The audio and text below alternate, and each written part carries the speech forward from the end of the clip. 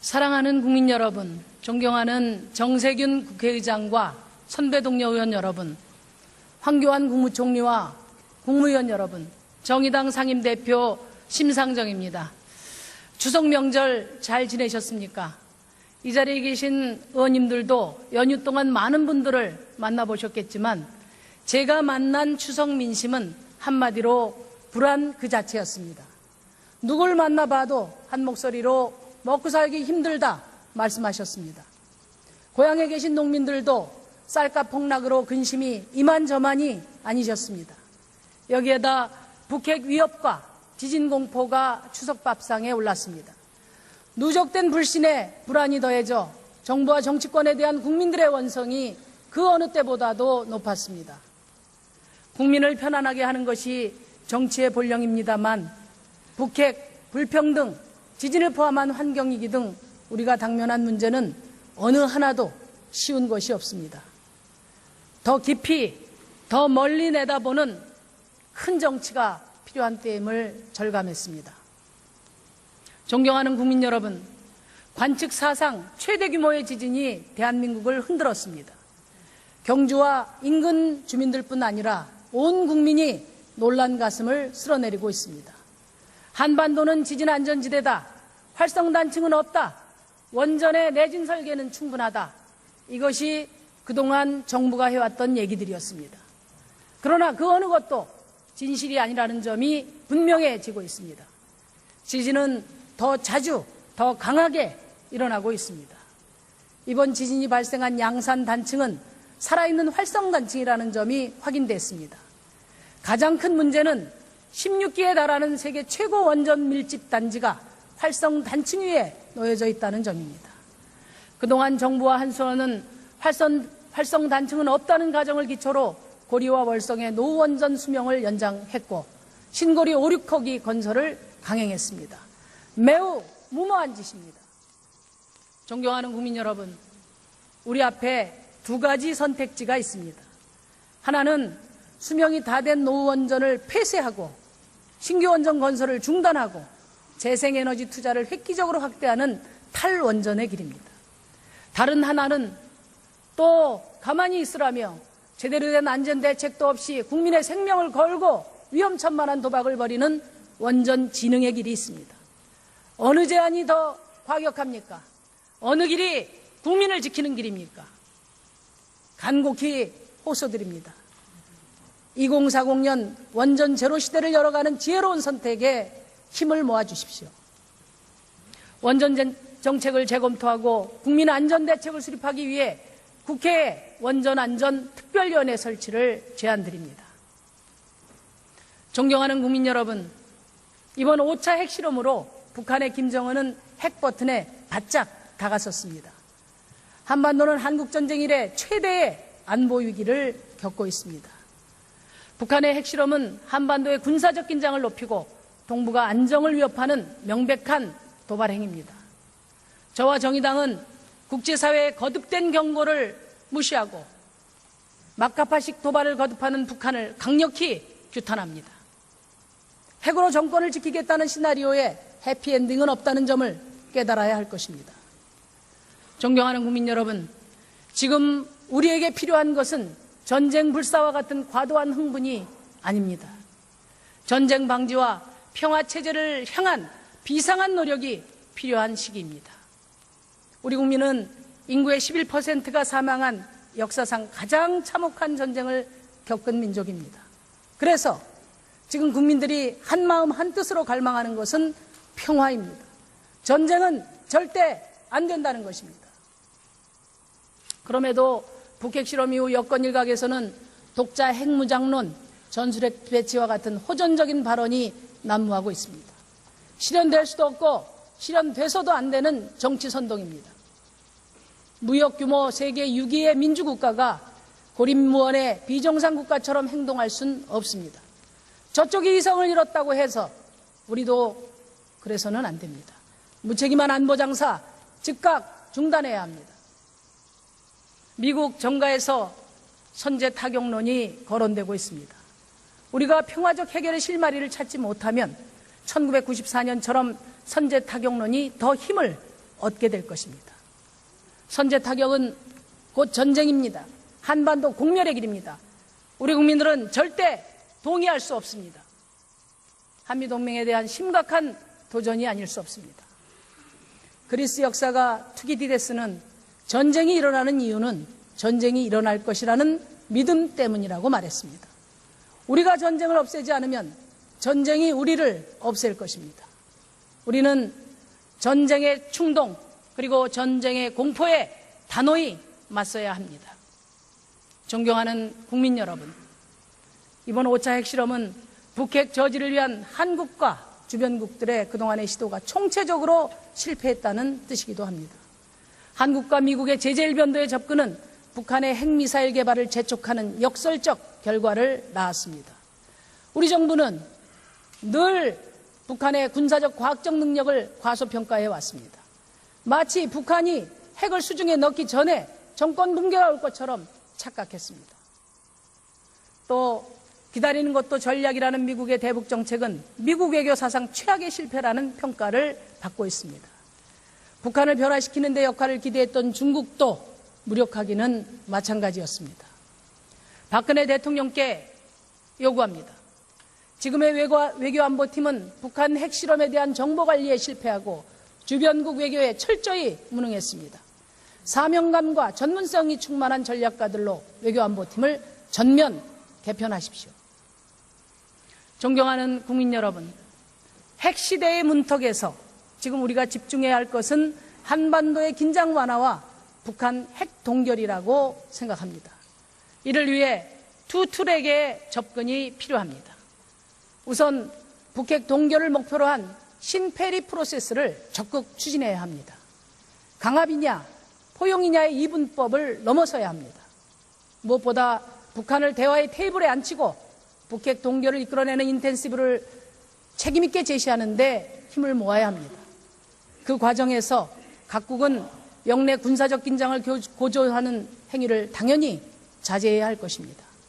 이와 함께 다자간 안보협력체 구축을 위한 아시아판 헬싱키 프로세스를 실현해야 합니다. 사드 배치와 전략무기 전개라는 패권의 프로세스가 아니라 한반도의 전략적 이해를 가진 6개국이 서로의 국가안보 이익을 조정하는 새로운 공식을 마련해야 할 것입니다. 존경하는 국민 여러분, 안보는 초당적으로 협력해야 한다는데 전적으로 동의합니다. 그러나 안보에 여야가 따로 없다는 말은 곧 안보는 정권을 넘어선 정책적 일관성을 갖춰야 한다는 뜻으로 저는 생각합니다. 저와 정의당은 한반도 프로세스, 동북아 평화 구상 등 박근혜 대통령의 외교안보 전략에 전적으로 협력을 약속했었습니다. 그리고 진심으로 큰 성과가 있기를, 그래서 다음 정부가 승계하고 더 강화해갈 긍정적 유산을 남겨주기를 바랬습니다. 그러나 박근혜 대통령은 자신의 공약을 손바닥 뒤집듯 폐기했습니다. 개성공단 폐쇄 등 지난 시기 보수와 진보가 함께 쌓아온 대북정책에서 이탈했습니다.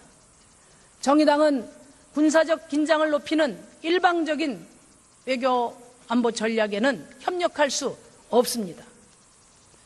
박근혜 대통령은 정부 정책에 반대한다고 야당을 불순 세력으로 매도했습니다. 또 야당이 제안한 여야정 안보협의체도 거부했습니다.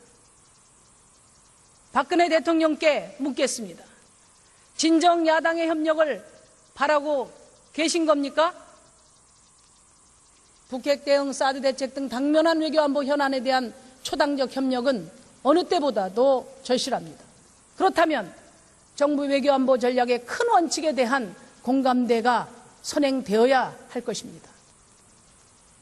초당적 안보협의체 구성을 다시 한번 촉구합니다. 존경하는 국민 여러분, 불행하게도 북핵만이 대한민국의 당면한 위기의 전부가 아닙니다.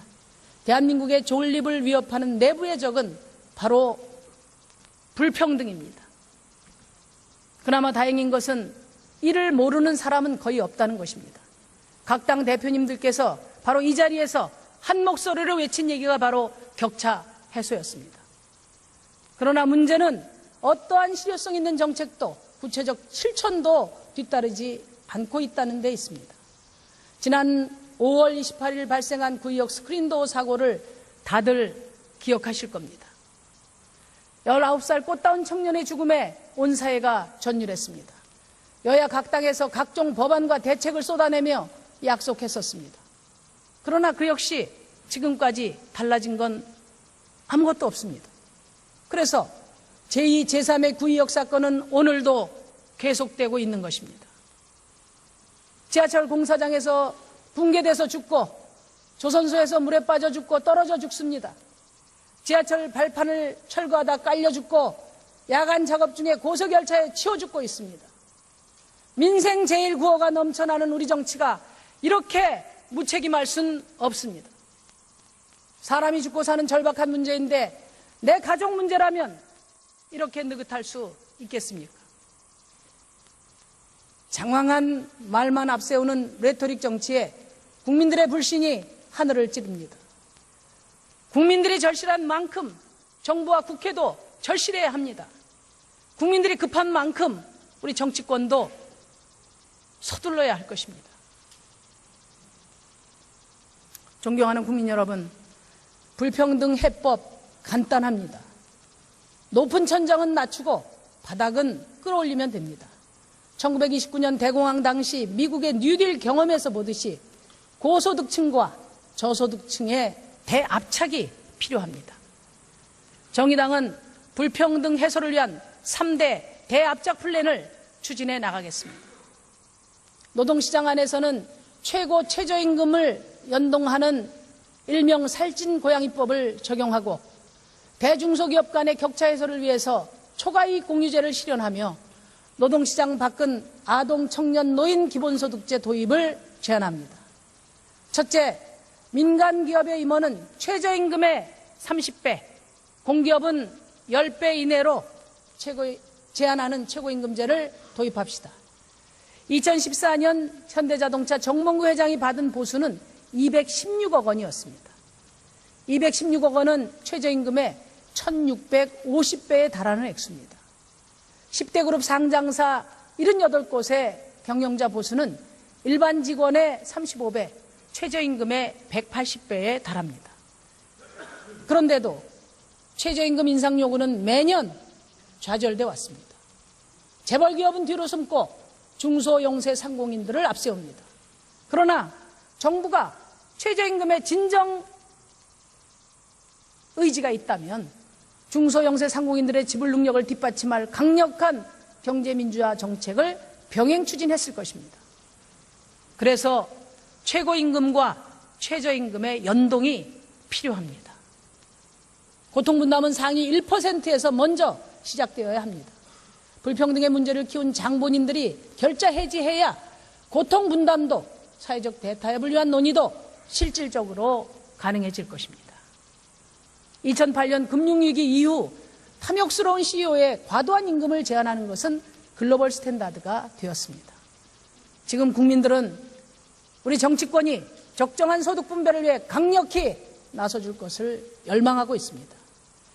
최고임금제를 도입해 불평등 해소의 첫 발을 내디딜 수 있도록 이 자리에 계신 의원 여러분들의 전폭적인 동참을 호소드립니다. 두 번째, 기업 간 격차 해소를 위한 초과이익 공유제를 실현합시다. 2015년 30대 대기업의 사내 유보금은 710조 원을 넘어서고 있습니다만 중소기업은 늘 허덕이며 영세 자영업자는 생존의 기로에 처해 있습니다. 대기업에 비해 중소기업 노동자들은 절반의 임금밖에 받지 못하고 있습니다. 대기업의 독식 구조를 깨지 않고서는 소득 불평등은 기대하기 어렵습니다. 초과이익 공유제는 대중소기업이 함께 노력해서 전체 파이를 키우고 공정하게 분배해서 중소기업이 기술개발, 사업 확장, 고용 안정을 꾀하도록 하는 방안입니다. 그동안 상생, 협력, 동반 성장 등 정치적 수사들은 많았습니다. 그러나 기업의 양극화 현상은 더욱 심화됐습니다. 초과이익 공유제는 이미 정치권에 충분히 공유되어 있다고 생각합니다. 20대 국회에서도 여야 의원님들이 관련 법안을 많이 제출해 주셨습니다. 이번 국회에서 초과이익 공유제를 반드시 실현해서 대중소기업 양극화 해소의 원년으로 삼읍시다. 셋째, 아동, 청년, 노인 기본소득 도입을 제안합니다. 존경하는 국민 여러분, 지금까지 기본소득에 대한 논의는 주로 진보 진영에서 진행되어 왔습니다만 김종인 전 더불어민주당 대표께서 지난 대표연설에서 거론한 이후 우리 정치권에서도 논의가 시작되고 있습니다. 기본소득 때는 저출산 고령화 문제를 넘어 4차 산업시대를 대비하며 신뢰를 바탕으로 중부당 중복지로 나가는 대안 중에 하나입니다. 그렇지만 전면적 실시에는 막대한 예산이 들기 때문에 충분한 사회적 공감대가 형성되어야 합니다. 그래서 저는 현행 사회복지제도 강화와 함께 이미 사회적 공감대가 형성되어 있는 아동, 청년, 노인을 대상으로 한 기본소득을 부분적으로 우선 실시할 것을 제안드립니다. 아동은 0세에서 5세부터, 청년은 19세에서 24세부터, 그리고 65세 이상 노인들에게 기본소득을 제공하는 것을 1단계로 시작을 해봅시다. 더 나아가서 노동소득이 온전히 보장되지 못하는 농민, 장애인, 문화예술인들에게도 단계적 확대 적용을 검토해 볼 수 있을 것입니다. 사실 기본소득은 이미 부분적으로 실행되고 있는 정책이라고 할 수 있습니다.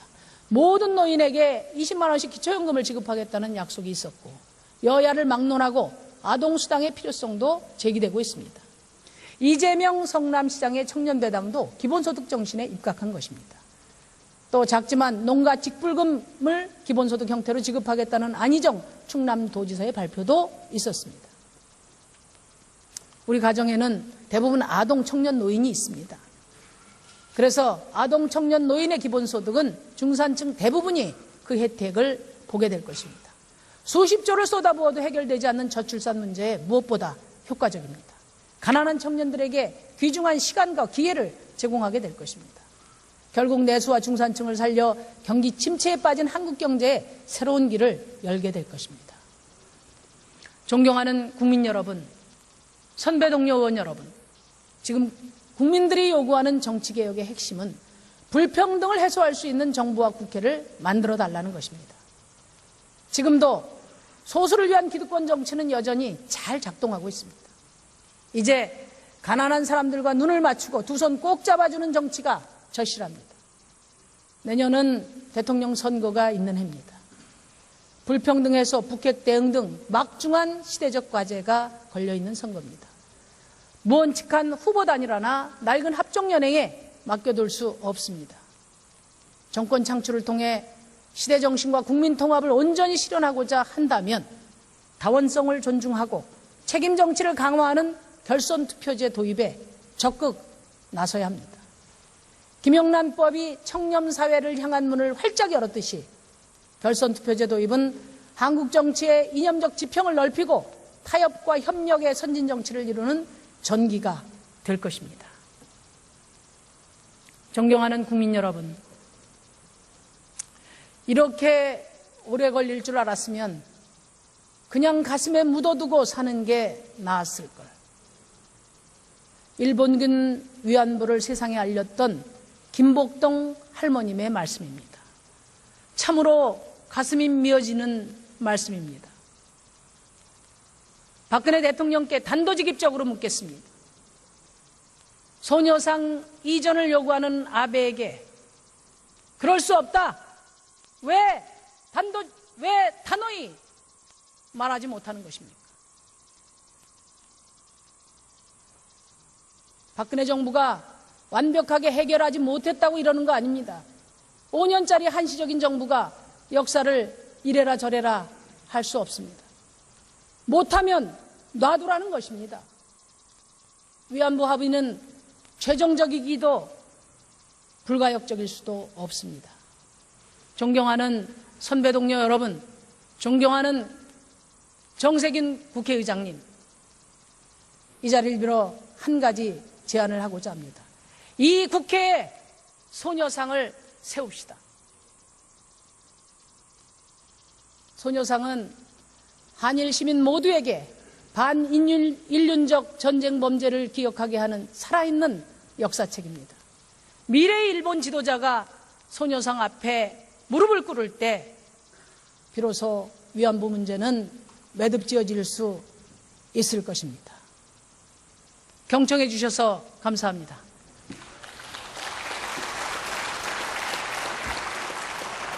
신고리 5, 6호기 건설을 강행했습니다. 매우 무모한 짓입니다. 존경하는 국민 여러분, 우리 앞에 두 가지 선택지가 있습니다.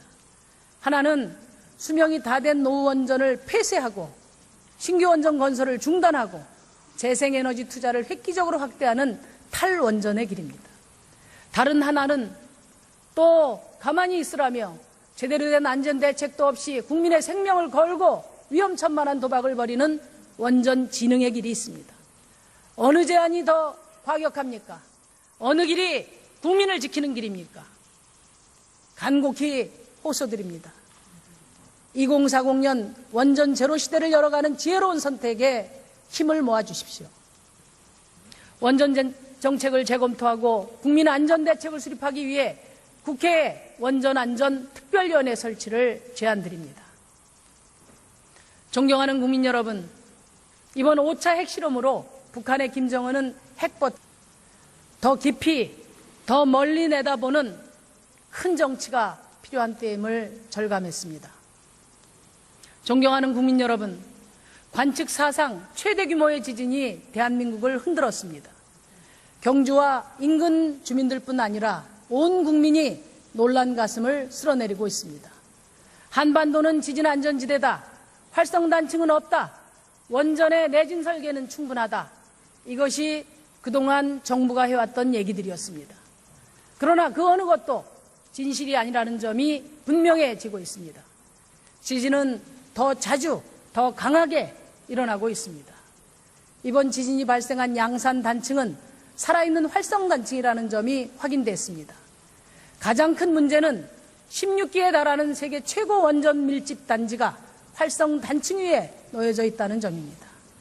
그동안 정부와 한수원은 활성 단층은 없다는 가정을 기초로 고리와 월성의 노후 원전 수명을 연장했고 등에 바짝 다가섰습니다.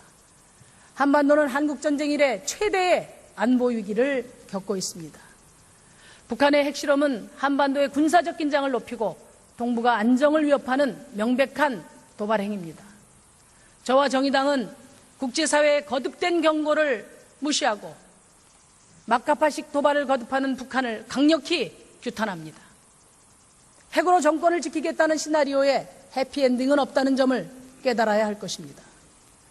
존경하는 국민 여러분, 지금 우리에게 필요한 것은 전쟁 불사와 같은 과도한 흥분이 아닙니다. 전쟁 방지와 평화체제를 향한 비상한 노력이 필요한 시기입니다. 우리 국민은 인구의 11%가 사망한 역사상 가장 참혹한 전쟁을 겪은 민족입니다.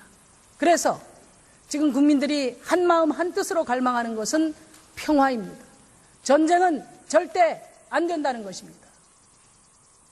그럼에도 북핵 실험 이후 여권 일각에서는 독자 핵무장론, 전술핵 배치와 같은 호전적인 발언이 난무하고 있습니다. 실현될 수도 없고 실현돼서도 안 되는 정치 선동입니다. 무역 규모 세계 6위의 민주국가가 고립무원의 비정상 국가처럼 행동할 수는 없습니다.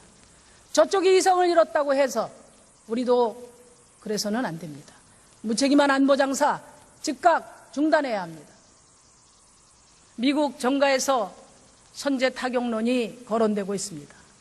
우리가 평화적 해결의 실마리를 찾지 못하면 1994년처럼 선제 타격론이 더 힘을 얻게 될 것입니다. 선제 타격은 곧 전쟁입니다. 한반도 공멸의 길입니다. 우리 국민들은 절대 동의할 수 없습니다. 한미동맹에 대한 심각한 도전이 아닐 수 없습니다. 그리스 역사가 투키디데스는 전쟁이 일어나는 이유는 전쟁이 일어날 것이라는 믿음 때문이라고 말했습니다. 우리가 전쟁을 없애지 않으면 사랑하는 국민 여러분, 존경하는 정세균 국회의장과 선배 동료 의원 여러분, 황교안 국무총리와 국무위원 여러분, 정의당 상임대표 심상정입니다. 추석 명절 잘 지내셨습니까? 이 자리에 계신 의원님들도 연휴 동안 많은 분들을 만나보셨겠지만 제가 만난 추석 민심은 한마디로 불안 그 자체였습니다. 누굴 만나봐도 한 목소리로 먹고 살기 힘들다 말씀하셨습니다. 고향에 계신 농민들도 쌀값 폭락으로 근심이 이만저만이 아니셨습니다. 여기에다 북핵 위협과 지진 공포가 추석 밥상에 올랐습니다. 누적된 불신에 불안이 더해져 정부와 정치권에 대한 국민들의 원성이 그 어느 때보다도 높았습니다. 국민을 편안하게 하는 것이 정치의 본령입니다만 북핵, 불평등, 지진을 포함한 환경위기 등 우리가 당면한 문제는 어느 하나도 쉬운 것이 없습니다.